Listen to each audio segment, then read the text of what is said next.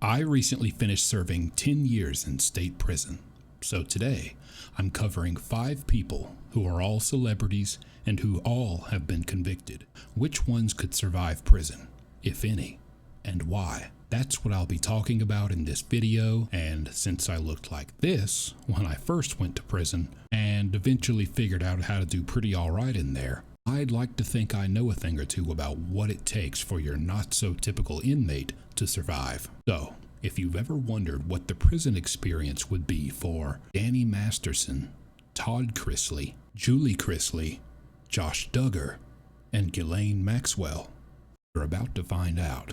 Starting with DannyMasterson, convicted of 2 counts of this word that I'm not allowed to say on YouTube apparently. He faces up to 30 years this August at his sentencing. Well, first of all, we know he has state charges, not federal, so he would be going to the California State Prison, where upon a little research of that prison, I discovered that they have a specific unit for celebrity inmates whose notoriety may make them a target or a trophy to other inmates.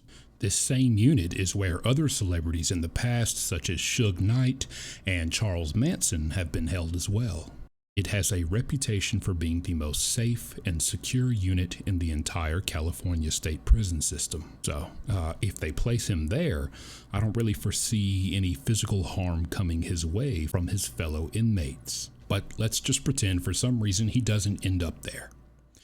Just in general, in the prison population, will the other inmates have a big problem with DannyMasterson and really want to harm him specifically because of the charges that he's in prison for? I would say no.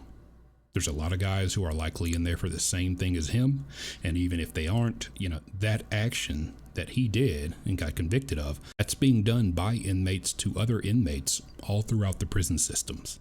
So again, the only time inmates are really going to judge another inmate for the charge that they're locked up for is if it involves a minor or a child.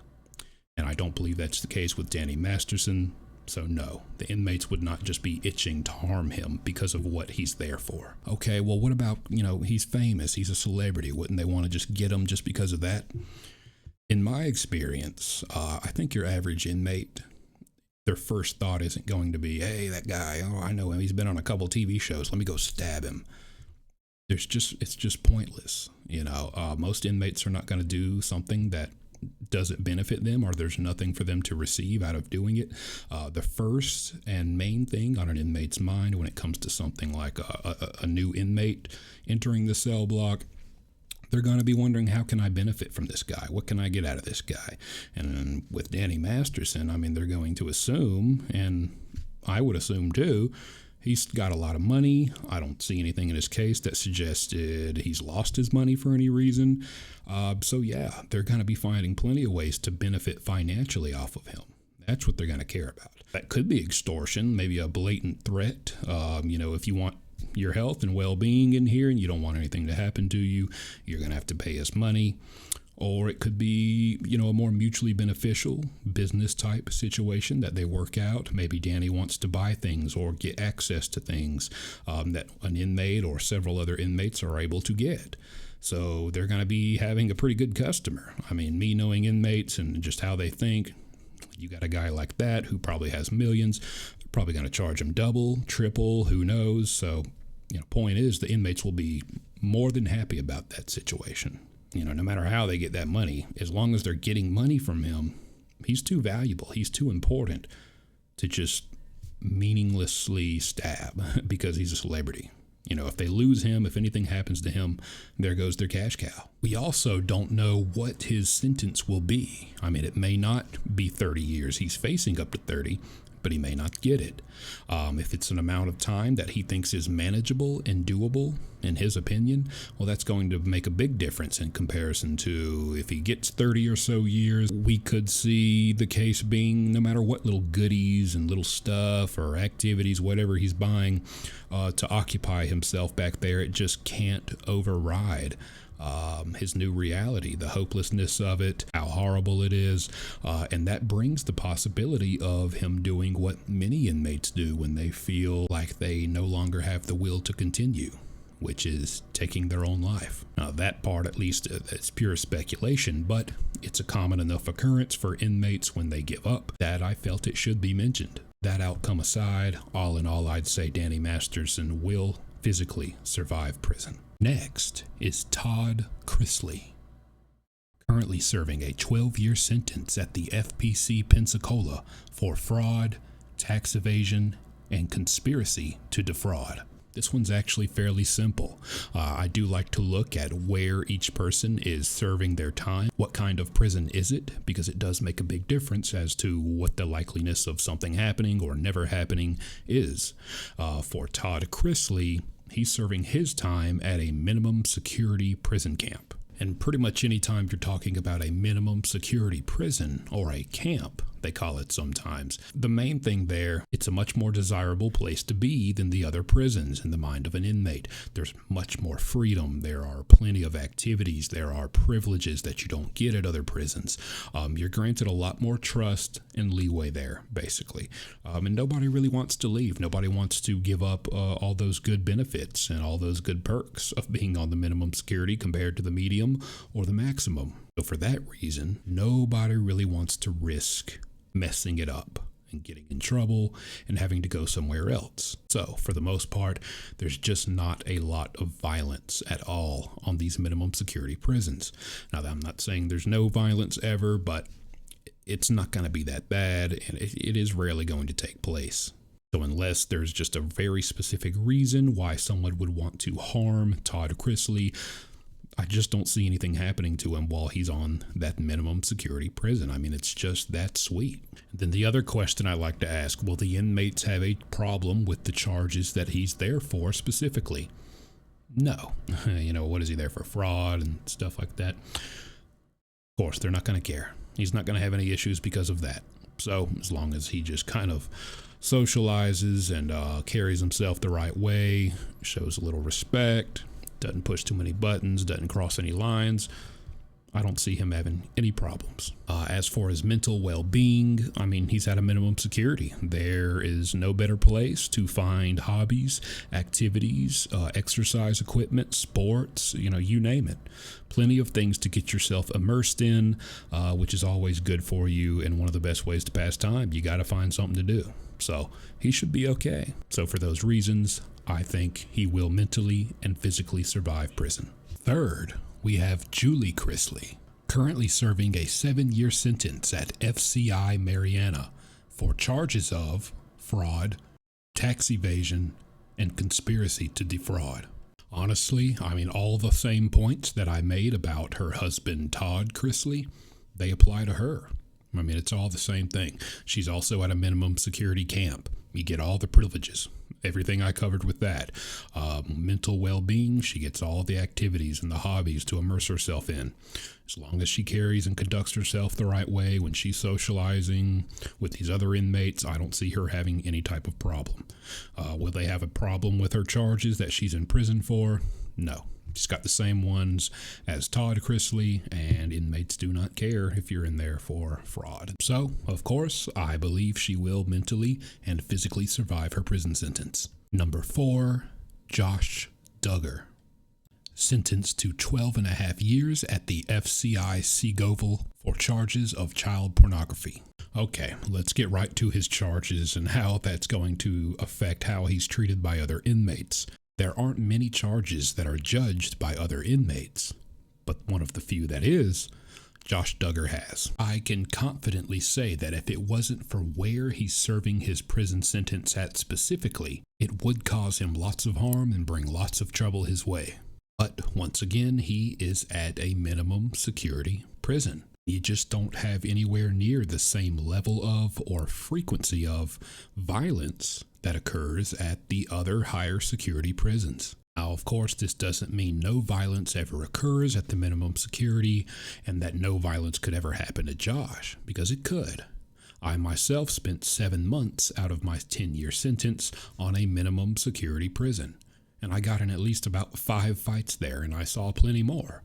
But the thing about the fights and just the violent altercations that happen here, On a minimum security, it's usually going to be between two inmates who want to fight each other. They're willingly deciding to fight each other.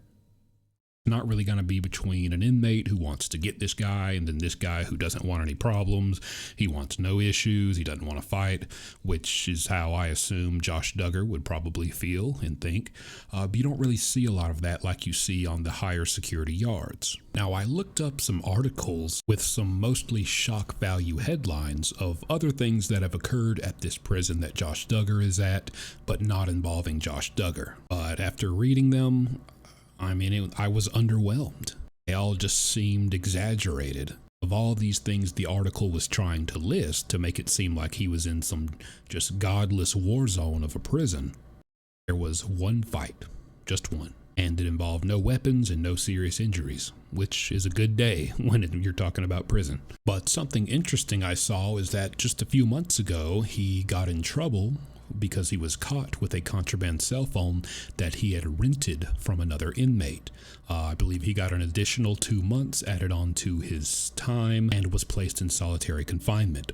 I would say probably for about 30 to 60 days. What stands out to me about that is that he was able to rent a contraband cell phone.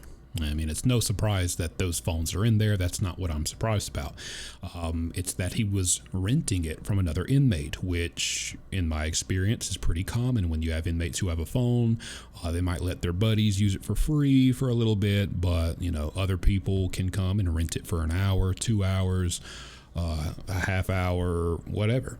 And it's weird because, at higher security prisons, JoshDuggar having his charges, he would be an outcast. They wouldn't even do any business with you. You're not even allowed to touch my phone. I don't want your money. I don't want anything to do with you. That's just how he would be treated.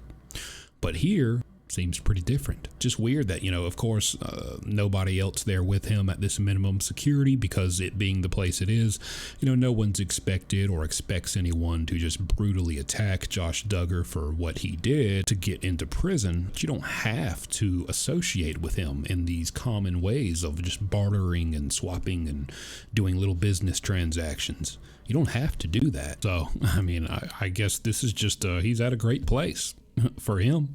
It's probably the best place he could be.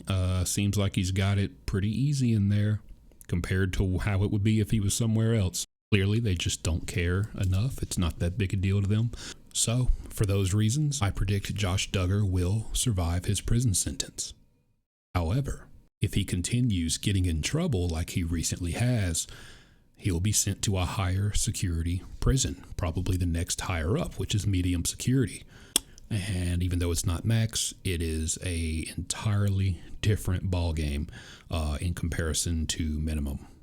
So if that happens, my answer may change. Lastly, we have Ghislaine Maxwell, currently serving a 20-year sentence at the Tallahassee Federal Correctional Institution for sex trafficking charges. So I always like to do a quick search for any articles that are reporting any situations or occurrences with the people I'm covering that have happened to them while in prison, just to kind of help me judge how are they getting along, how are they being treated and viewed, what kind of prison are they at, what normally happens there, is there a reputation for that prison, just kind of where do they fall in this inmate hierarchy that you have in these prisons. And I honestly thought out of all of these people covered in the video today, Ghislaine would be the one with the worst chances.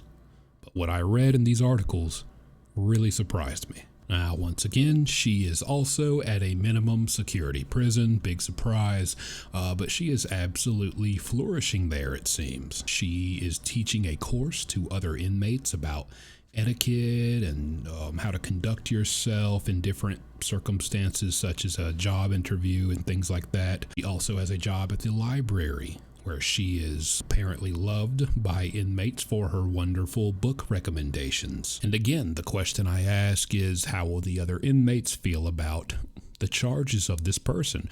And for Ghislaine, I understand how it is. Like I've mentioned several times now in this video, it's a minimum security prison. You can't really expect a lot of violence to happen to her, but still, I did expect a little hate from her fellow inmates because of what she's there for. But it seems to be the exact opposite. Her fellow inmates have actually spoken to an outside prison consulting firm and reported that for that prison yard in general, apparently everybody's fine there. It doesn't matter what you're in there for. And she even specifically mentions how there's women in there for murdering their kids or other people's kids. And, no matter what you're there for, fine. Nobody's got a problem. You're free to move around here as you please. And on top of that, these inmates report that Ghislaine has made many friends. And she has excellent social skills. And I guess that kind of makes sense when you think about it. But apparently one of her closest friends that she's made is the inmate who essentially runs their cell block and is very influential among all the inmates. The head person, pretty much. So it sounds like she has it all figured out. You likely know where I'm headed with my answer. No threat of violence, minimum security prison, and as for her mental well-being, she does have a long time. And her not being able to handle it and calling it quits, seems like she has several things that she spends her time doing that she's interested in and passionate about and brings her fulfillment, gives her a purpose, which is ultimately what you need if you're going to mentally make it through prison. So I do believe that GhislaineMaxwell will mentally and physically survive her prison sentence. So, now that I've covered all 5, I want to ask you, do you think celebrities, when they go to prison, have it too easy because they're celebrities? Also, if you want to see another video like this is the second one I've made. This one is for celebrity inmates. It doesn't have to be celebrity. It could be any type of inmate you want, anyone who may or is currently in prison or soon to be going to prison or has been in there a while.